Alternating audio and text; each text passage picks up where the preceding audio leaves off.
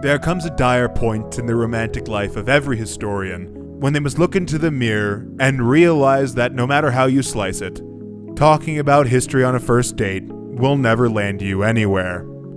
I don't know where I tend to lose hot guys in my rhetorical flights of fancy, but it's probably somewhere between the fall of the Roman Empire and my insane ramblings about how the ancient Egyptians were using Onix to achieve chakric orgasms. I don't believe the ancient Egyptians were actually capable of that, but a quack spirituality channel called Spirit Science said they did, and because it's really funny, I choose to believe that it's true. What I'm saying is, it's no wonder that I don't have a boyfriend this Valentine's Day. And where most YouTube cone snails, such as myself, would make a video about how sad that is for cheap clicks and sympathy fishing, I prefer to express my 3 a.m. pizza depression in a more artful manner. Why? Because I'm insufferable, and I want you to know it. Whenever a holiday gets named after a person, a flesh and blood man who once lived and loved and suffered and walked among us, the powers that be tend to warp and sculpt their spiritual after-images into something that would be horrifying to the original person, were they to be revived to witness our hubris. Saint Valentine is interesting, though. Not only were there many post-mortem conceptions of Valentine, we can't even be entirely sure of the amount of Saint Valentines that actually did live. And it's time you at home know the true story of the many lives and afterlives of Saint Valentine.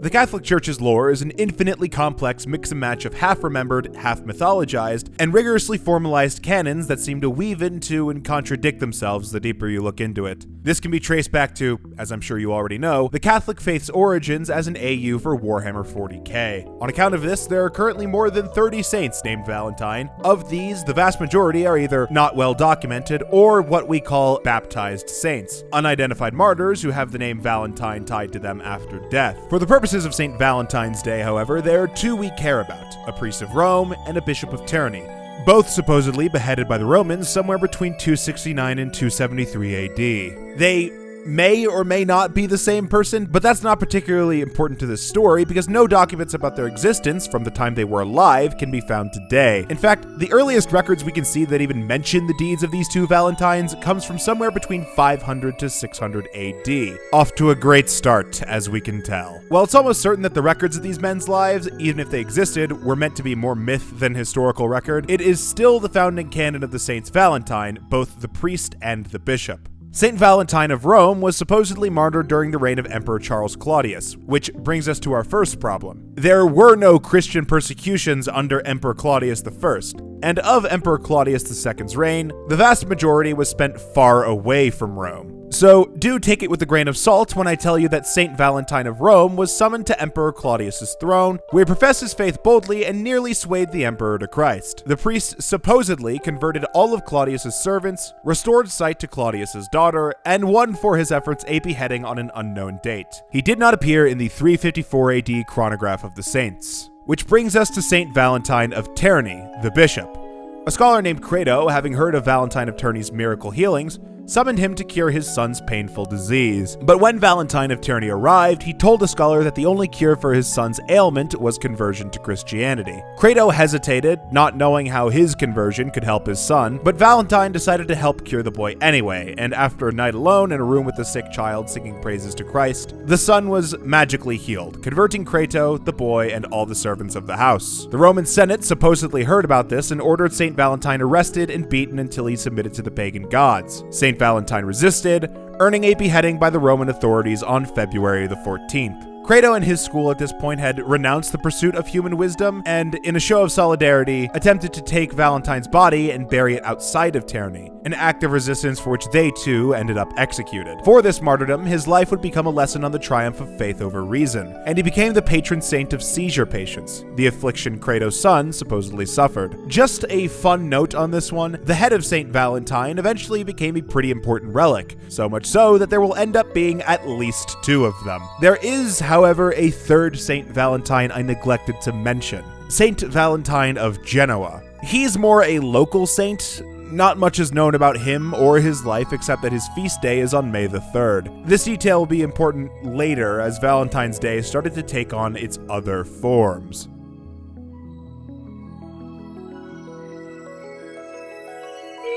Whether these three Saints Valentine were real or not, they would go down in the annals of history as another set of gory martyrs to gawk at and opine on the life lessons of. Certainly a far cry from our modern holiday of either raucous lovemaking or ignoring the impending divorce for the sake of your children. The February 14th of medieval Europe would mostly consist of feasting and hearing lessons on the virtues and lives of Saint Valentine of Tyranny or Rome, and oftentimes the two entities would be combined into one person either on mistake or for the sake of convenience. And as far as we can tell, that was really it for a good long while. There's some talk in corners of the internet that Valentine's Day inherited some romantic charge from a pagan fertility festival known as the Lupercalia, and to their credit, the historians Kellogg and Cox did very poorly argue this, but the work of Professor Oruch has handily swatted down this as a theory because the timeline of it is wrong, and it's ignorant of the church-held position on Lupercalia as something that needed to be completely wiped from existence. The theory only survives to this day as Reddit history, and if you know me well, you know that I use the word Reddit primarily as a slur. To illustrate the mundanity of this holiday, a morality play that we have on record from Valentine's Day in Paris, 1367, depicts the life of Saint Valentine of Tyranny pretty close to the original martyr story, with only minor deviations to add in angels, devils, and various dramatic but decidedly unromantic flourishes. And such was the pattern of Saint Valentine's Day until the late 1300s, when a famous English poet named Geoffrey Chaucer decided that bird was the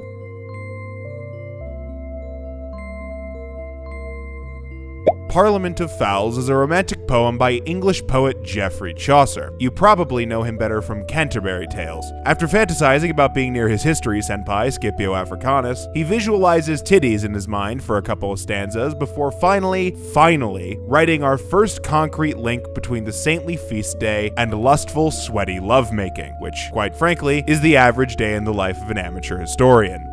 For this was on St. Valentine's Day, when every fowl comes there his mate to take, of every species that men know, I say, and then so huge a crowd did they make, that earth and sea and tree and every lake was so full that there was scarcely space for me to stand. So full was all the place. In Parliament of Fowls, the entire premise is that Chaucer has a dream, where every Valentine's Day, the titular Parliament of Birds meets up with the embodiment of nature herself to quibble and argue about which bird gets to mate with which. After waking up, Chaucer is a little bit pissed off that he found exactly none of the wisdom that Scipio promised him and goes back to reading his books like a nerd. Which all leads me to the impression that Chaucer wrote this thing as a comedic but heartfelt musing on the ridiculousness of love. But there's a bit of a problem with Chaucer's selection of Valentine's Day as the day that these birds have their horny joint session of Congress. We have to talk about when the birds f***.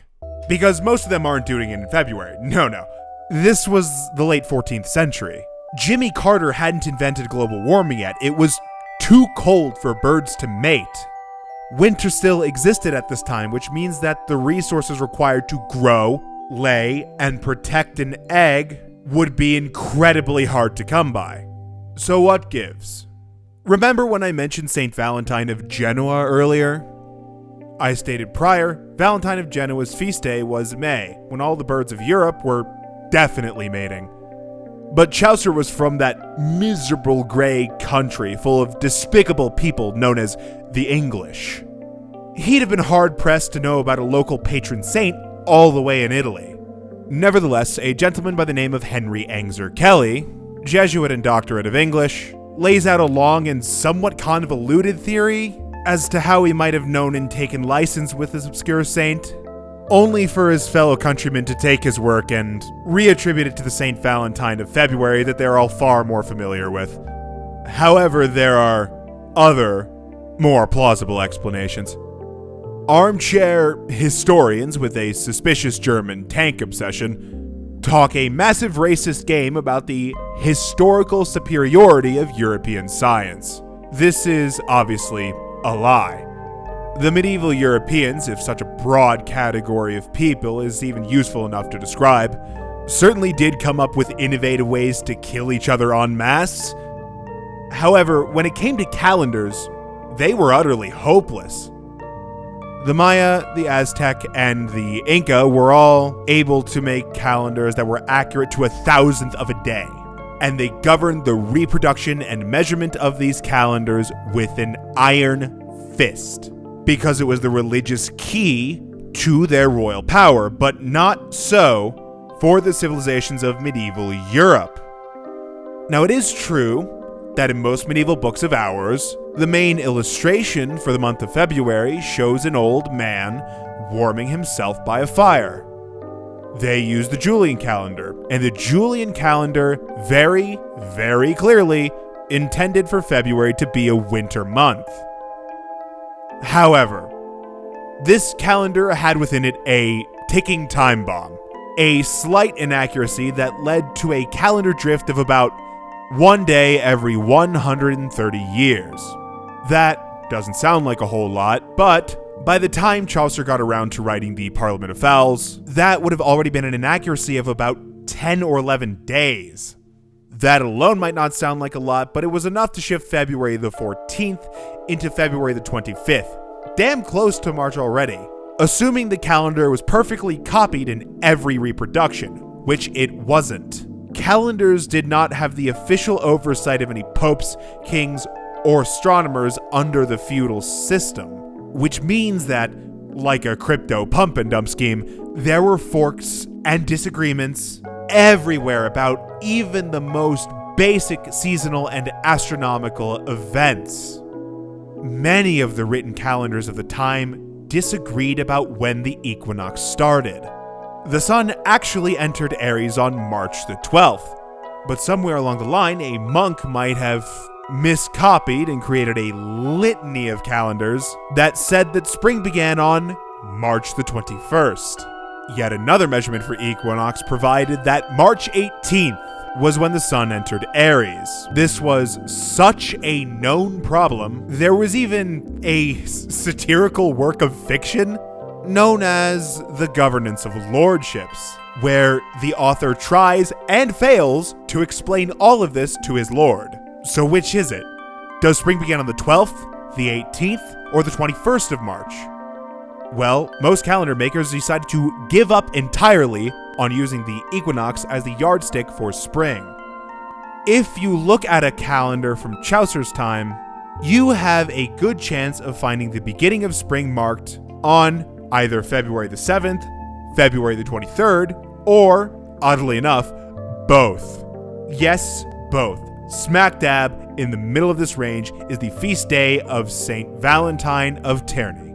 With all this calendar drift and disagreement on the start of spring, it is more than possible that Geoffrey Chaucer, looking for a well-known date for his Parliament of Fowls to occur, figured that Valentine's was in spring, birds generally made it at the start of spring, and declared it, close enough. Once Geoffrey Chaucer made that connection, stopping it became a practical impossibility. All of the popular poets of the time started writing poems of love on Valentine's Day. And when the peasants got a hold of this information, well, they decided, sure, February's a miserable enough month, might as well spice things up a bit, with a whole day dedicated to getting laid. The French royal court got their hands on this craze and quickly created a 600-man group chat to make Valentine's Day love poetry and hear mock trials on cases related to love disputes. The lower classes created a kind of game where the young single men and women of a particular village would put their names into a hat or draw lotteries for who would be paired with who for this day.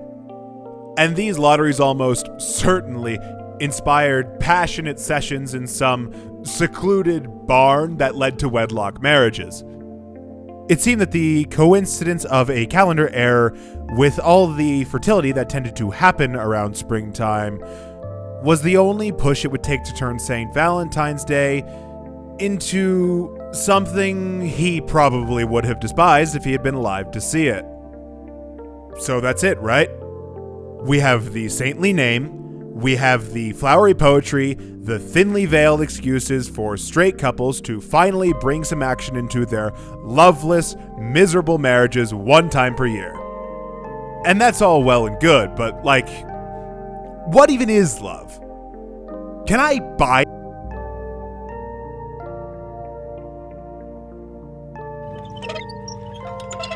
Though Valentine's Day became a popular English staple even after the formation of the Anglican Church, it didn't seem to make it on the boat to the Americas. When the Revolution succeeded in granting American independence, that last tie to the Anglican Church really sealed the death of Valentine's Day in the United States. It was still marked on American calendars, but by all accounts, the early Americans made no cultural tradition of it. Besides, the feast day of St. Valentine's in the United States stood squarely in the shadow of the much more popularly celebrated birthday of George Washington. In fairness, George Washington's birthday in the States clearly wasn't a slouch. Usually, an entire town would gather up in the same building to feast and see live music and entertainment, and that's all fun, but it's decidedly not a romantic event. And this would be the status quo until about 1840. By this point, relations between the United States and England had simmered down enough to establish friendly trade, and the English had been up to a new tradition for about 60 years. Back across the pond, Englishmen were now expected to give their fancy some kind of romantic poem on a well-decorated and finely cut piece of folded-up paper. Now, you were generally encouraged to do this yourself, but if you've ever sat through a high school English class or opened up fanfiction.net, you already know that writing is, to put it delicately, not a completely intuitive process. So if you were a working man in England who didn't have the time or chops to write up that kind of flowery prose that would win over the object of your affection, you had an alternative option. You could go to your nearest Valentine's dealer and order one of the many poetry books from which you could snipe lines of poetry to add to your card as you wished. These books had all kinds of clever names: The Turtle Dove, Cupid's Artillery Against Human Hearts, and my personal comedic favorite, Hymen's Revenge Against Old Maids, Old Bachelors, and Impertinent Coxcombs. Once the 1700s rolled into the 1800s, British stores would even offer a small extra fee for you to pick your line from one of these books and then craft the Valentine's Day paper for you. And with this new, profitable tradition, the old way of drawing your lover's name from a hat slowly died out in the old world. When the first Valentine's dealers made their way to America, they apparently had a bit of trouble trying to explain to Americans what exactly a Valentine's card was. But the misunderstanding quickly smoothed over, and American businesses took to collecting English Valentine's cards once they realized how much of a profit they could make by reviving this old world holiday. American printers began straight up pirating the English Valentine's books and reselling them as their own original creations. You want penis enlargement pills? American newspapers hyped up the practice of buying ready-made cards while carefully neglecting to mention the idea of making them at home so as to increase the profits of their fellow printers. And the Valentine's card craze so thoroughly swept America that the very meaning of the word Valentine changed from the person you love to the thing that you buy the person you love, evidenced in an American essayist's sardonic remark. This is the day on which those charming little missives called Valentines cross and intercross at every street and turning. The weary and all forspent two-penny postman sinks below a load of delicate embarrassments, not his own. Now, I can sit here and lament the commercialization of a holiday about love, and I will do that, because I am a YouTuber and therefore have never had a single original thought in my life. But I will say that it was a good thing that Valentine's Day arrived in the United States when it did, because shortly thereafter, the great American sin of human chattel slavery would come calling for the blood of young men of the Union. For many of the soldiers fighting against the atrocity of slavery, these little cards, custom-made or store-bought, would become the last things their loved ones knew them by. So I suppose in that respect there is a glimmer of good even in this bit of rabid commercialism. A good that is far more attributable to the power of human love than the machinations of corporate profit.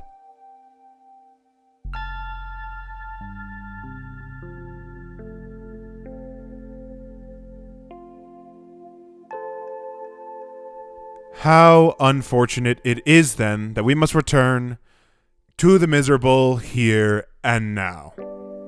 To think that our times are the worst to be alive is by no means an unusual historical phenomena, but then again, it's not like we don't have plenty of reasons to think that things are going downhill.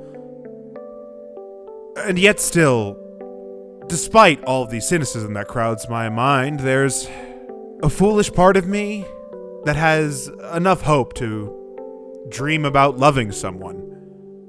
Someone whose warmth I can, hold close to me. Someone I can dote on and cook dinner for.